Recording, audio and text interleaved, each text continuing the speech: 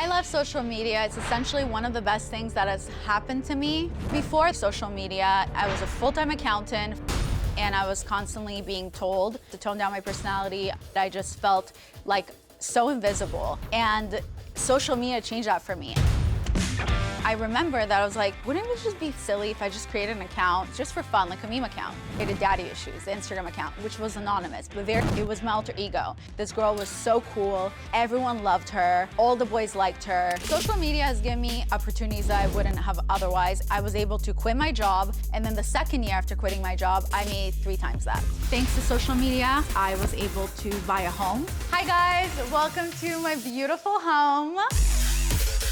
This is my beautiful office. This is my kitchen where I don't know how to cook. I have around 5 Instagrams right now. All of them have a ton of followers. I also have TikTok, I have Twitter, I have Facebook, and I have Snapchat. It's a full-time job. I have close to 5 million followers. It lifted me up. Obviously now I'm no longer anonymous. I don't believe that social media is toxic. If you don't feel good, then you have a choice to turn off your phone and put it away. Well, Violet, welcome. Thank you so much for having me. Well, thank you for being here. I also want to welcome tech expert Shelley, who's joining us virtually. Shelley, thank you for being here. My pleasure.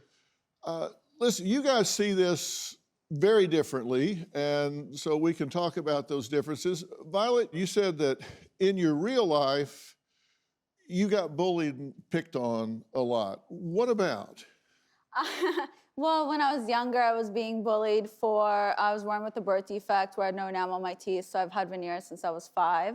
So growing up, I was always bullied about my looks. At one point, if people tell you, you're disgusting, you start to believe it. Like for me, social media really saved me from where I was. I was crying every single day in my car. Before I would walk into work, I would cry myself to sleep because I was so depressed. My goal was to be a partner in my public accounting firm. I knew it wasn't going to happen, and for me, I didn't have social media before.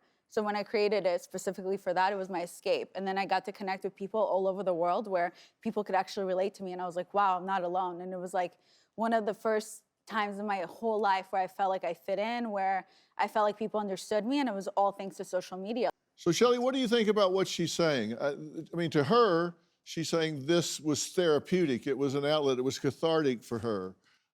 It's a business, Dr. Phil. It's a business. Right. And it's a pure business. And so she goes to work with a persona, like so many of us do. When I present during my business day, I present as either the professor of advanced media at Newhouse School, or I present as the CEO of the Palmer Group. And I act accordingly. When I was president of the Emmy Awards, I presented as the president of the Emmy Awards, not as Shelley Palmer, the father and grandfather. We have personas. She goes to work with a persona. It's totally fine. But there was one thing that was said that I'd like to take a little issue with. If you don't like it, you can just turn it off. Well, maybe, but maybe not. But isn't that true in the real world as well? No, it isn't actually, because the algorithms are tuned to keep you engaged no matter what. And you can tell me the following.